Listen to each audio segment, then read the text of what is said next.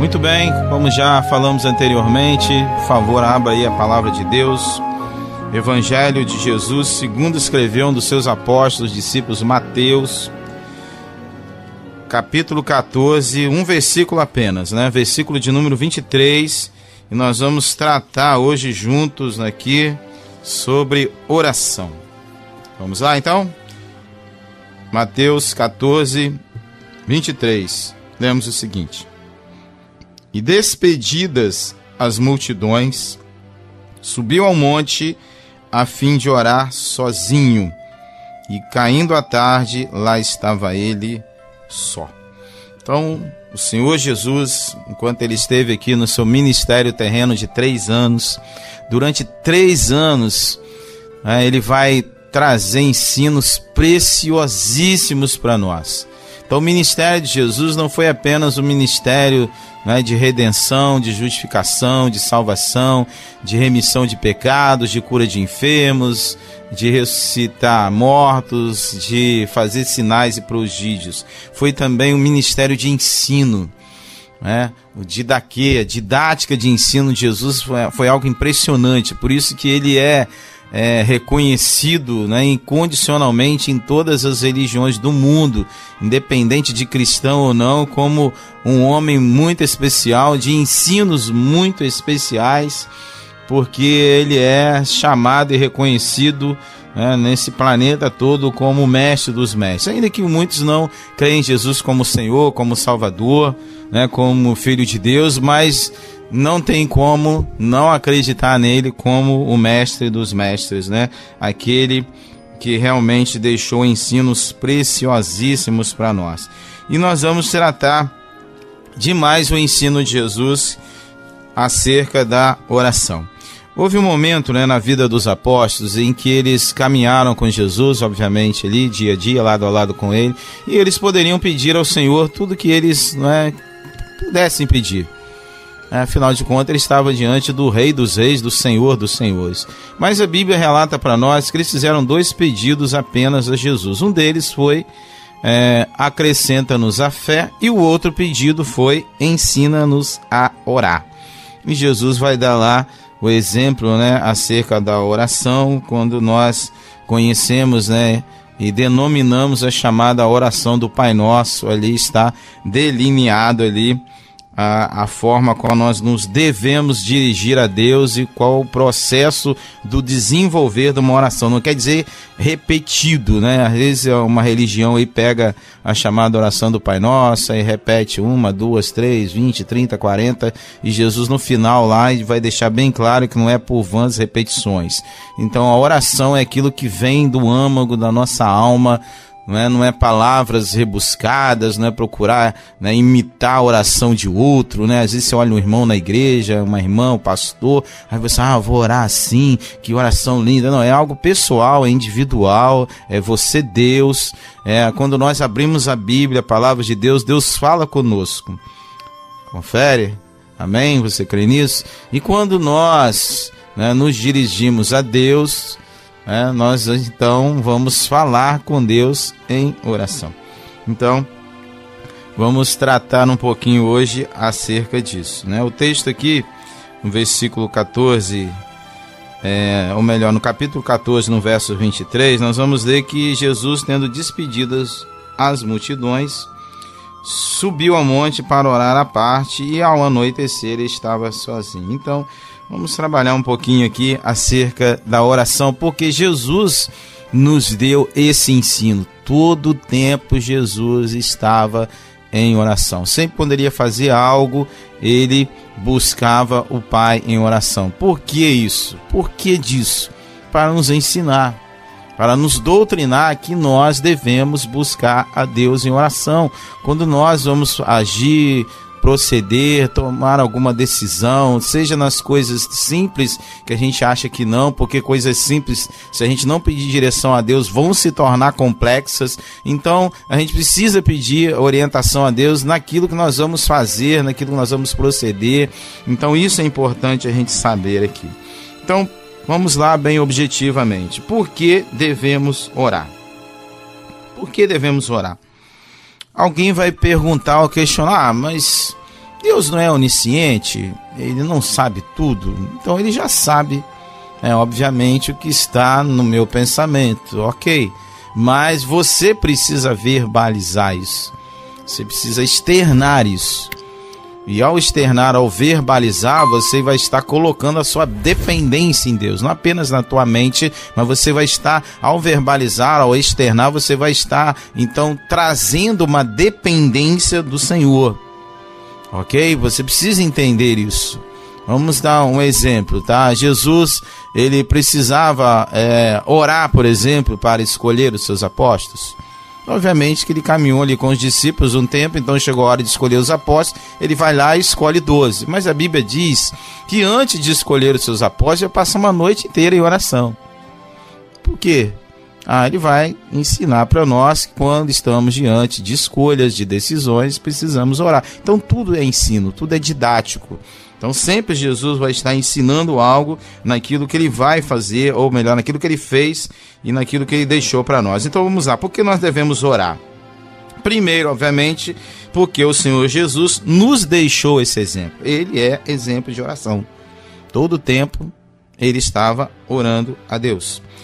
Por que devemos orar? A oração nos remete ao Deus Todo-Poderoso, como nós falamos aqui. Quando nós oramos, nós entramos no transcendente. Quando nós oramos, saímos do natural e passamos para o nível do sobrenatural. Orar é se conectar ao altar, ao trono de Deus. Orar é reconhecer a fraqueza nossa, humana, ante a onipotência divina, no Deus Todo-Poderoso.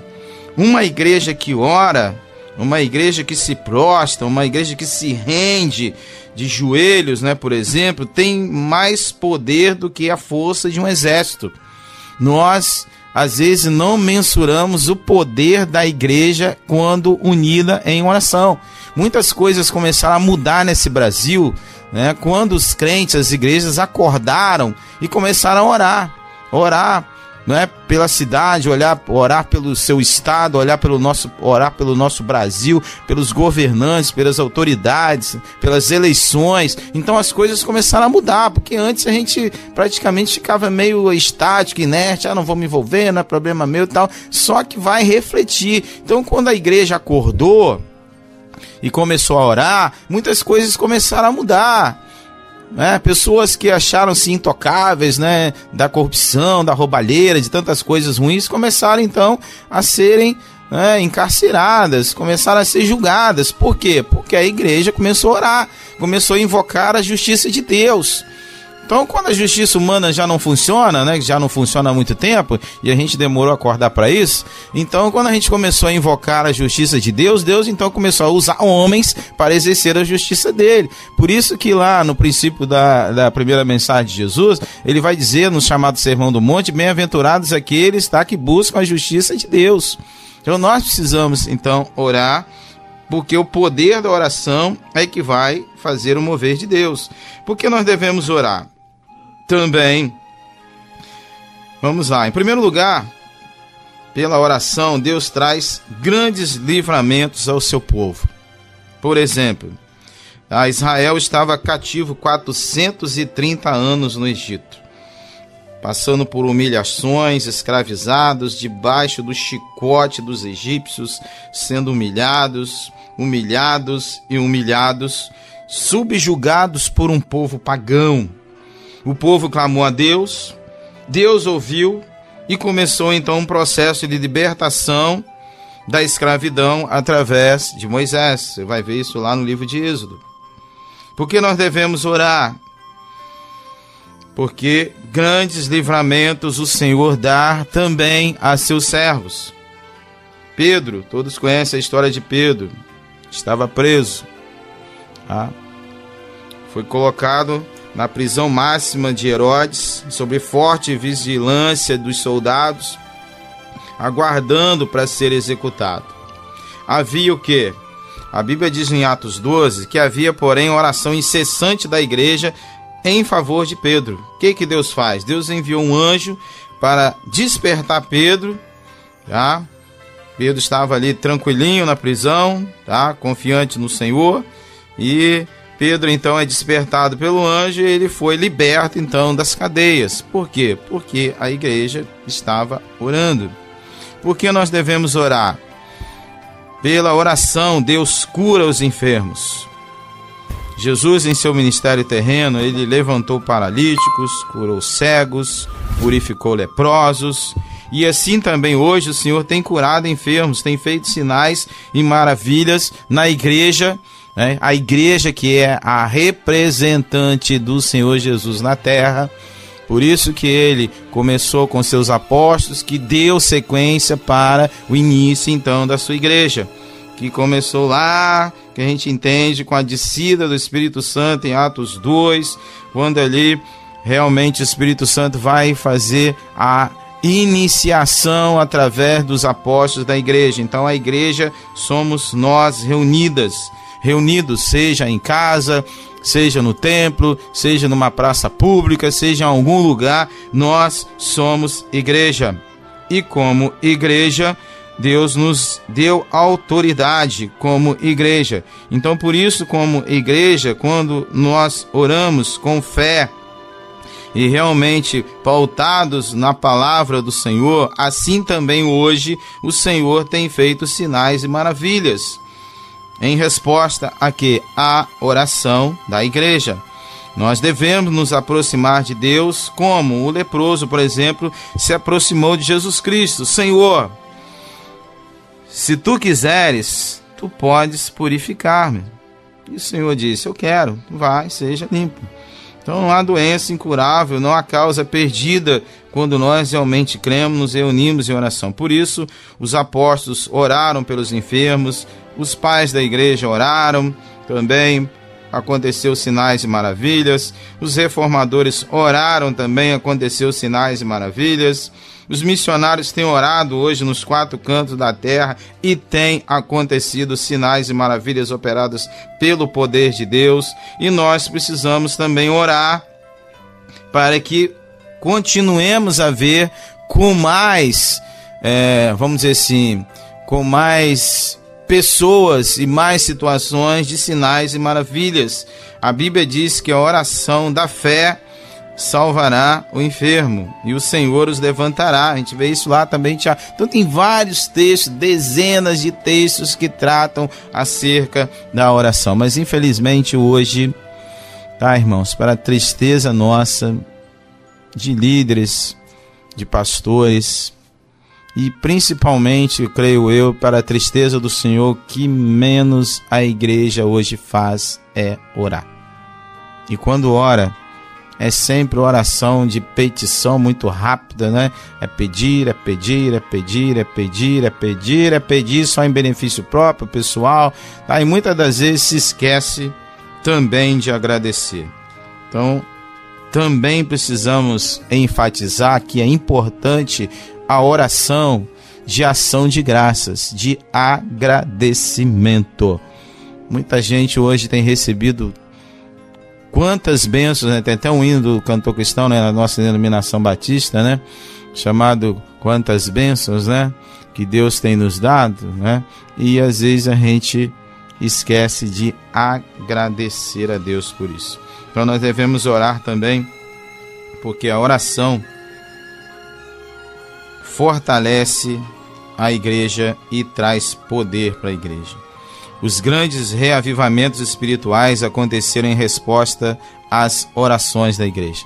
Então todos os reavivamentos que aconteceram na história da igreja foi sempre em resposta às orações. O derramamento do Espírito Santo, como falamos aqui, tá, ele foi precedido pela oração. Tá? Os irmãos estavam lá sentados, reunidos em Jerusalém, numa casa, e aí o que aconteceu? Vem a resposta às orações. O Espírito Santo foi derramado no Pentecostes, quando a igreja perseverava, a Bíblia diz o quê? Unânime em oração. O poder de Deus vem pela oração. Sem oração, querido, não há como haver manifestação do poder de Deus. Sem a oração, a mensagem do Evangelho não vai produzir vida. Os apóstolos entenderam que deveriam se consagrar à oração e ao ministério da palavra. Então eles estavam ali sendo assoberbados com coisas sociais, com viúva, com pessoas que pobres, não é? Com aquela situação toda ali. E eles não conseguiam avançar, a igreja não conseguia avançar, estava ali girando em ciclos ali, resolvendo os problemas ali, né, pessoais, individuais de cada um, lá na questão social. E o Espírito Santo falou para eles: olha, tá tudo errado esse negócio aí. Aí eles vão entender a voz do Espírito Santo de Deus, chama lá, né, algumas pessoas, né, oram para aquelas pessoas e, vamos dizer, consagram aquelas pessoas ao diaconato, a diaconia, que é o serviço, né? Vocês vão ver lá a instituição dos diáconos. E a partir ele vai dizer: ó, nós vamos agora cuidar de quê? Bem claro lá, consagrar a oração e ao ministério da palavra. Então, muitas vezes a gente começa a se perder em meio a tantas atividades, né? Tanto ativismo na igreja, isso, aquilo, outro, quando realmente a função, né, falando agora para os ministros do Evangelho, tá a nossa função bem delineada lá em Atos, né, Igreja Apostólica, é nos consagrar à oração e ao ministério da palavra. Então tem outras pessoas que podem ser ungidas e consagradas para fazerem outras coisas em favor do reino de Deus. Então oração e palavra precisam caminhar sempre juntos. Por isso que a gente vê hoje aí muita pregação nas igrejas, né? Se a gente pode chamar até se que é pregação, que tem muitos púlpitos aí que foram transformados, né, em palcos, né, em shows, né, plataforma de público, igreja em shows. Púlpitos foram transformados em palanques, né, discursos disso, daquilo outro, né, muita unção, ou melhor, muita oratória, mas unção mesmo nada, né? Só as pessoas estão correndo atrás de muitos métodos de crescimento de igreja e que virou inchaço de igreja. E a gente precisa entender que Deus não unge métodos, querido, entenda isso. Deus não unge métodos, Deus unge pessoas. Então o que está faltando hoje realmente são pessoas ungidas de Deus, através de quê? Do poder da oração e da pregação da palavra. Quando nós oramos, entramos no transcendente. Quando abrimos a Bíblia, pregamos a palavra, o transcendente vem a nós. Então é que está faltando isso, por isso que a igreja na Europa já faliu, já acabou, já não existe praticamente mais. Templos e mais templos fechados, uma descrença total na Europa, uma frieza total. Estados Unidos da América do Norte também está indo pelo mesmo caminho, uma frieza enorme. As igrejas lá, boa parte delas tem transformado os seus cultos em shows, plataforma de púlpito, né, virou palanque e por aí vai. Então Deus não tem compromisso com essas coisas e a unção vai sendo tirada e aí o que resta é carnalidade. O que a gente vê hoje é muita carnalidade, muita oratória, muito carisma, mas caráter zero. Por isso que a igreja hoje está perdendo a sua autoridade, está perdendo o seu poder, porque as pessoas estão entrando numa contramão do secularismo, do mundanismo, e isso não é plano de Deus para a igreja. Plano de Deus para a igreja é andar contra o mundo, não a favor do mundo. Então, infelizmente, isso tem afetado também a oração. Então, as pessoas hoje não se predispõem a orar. Quando oram, é aquela oração mecânica, tipo, né, aquela oração que às vezes a gente faz, até eu mesmo me coloco nessa berlinda aí, né? Aquela oração para o almoço, né, e para a janta, lembra? Sabe como é que é a oração para o almoço? Antes do almoço, antes da janta, Senhor, em nome de Jesus, abençoe essa comida. Antes de falar o amém, já está com o garfo na boca, já está comendo, é mais ou menos isso. Então nós precisamos rever o nosso conceito de oração. E para terminar aqui, não basta apenas proferir palavras de Deus, é preciso ser boca de Deus. Então nós, quando oramos, o Espírito Santo vem sobre nós, nos reveste, nos unge, e aí a gente passa a ser boca de Deus. Então não basta conhecer a respeito de Deus, é preciso ter intimidade com Deus. Intimidade com Deus só vem através da palavra e da oração. Então nós precisamos mais do que nunca hoje nas igrejas, chamadas igrejas evangélicas, né? Talvez não precisaria estar falando isso aqui, mas infelizmente alguns só tem placa, mas não tem nome, não é igreja reconhecida por Cristo. Então nós precisamos de mais pessoas que dediquem-se à oração. Que a igreja tenha cada vez mais pessoas que sejam voltadas ao ministério da oração. Oração humilde, fervorosa e perseverante. Portanto, irmãos, por essas e tantas outras razões que devemos ter uma atitude de oração em nosso dia a dia. 1 Tessalonicenses 5,17 vai dizer: orai sem cessar. Não quer dizer que você tem que ir para o monte, passar o dia inteiro orando no monte. Você pode estar em casa, lavando uma roupa, cozinhando, fazendo alguma atividade que não requer muito a tua atenção, dirigindo, e sempre em atitude de oração. Sempre em atitude de oração. E como igreja reunida, então, muito mais ainda. Então, que Deus nos abençoe, nos sustente e nos guarde, e que nós possamos desenvolver e praticar mais a oração. Em nome de Jesus.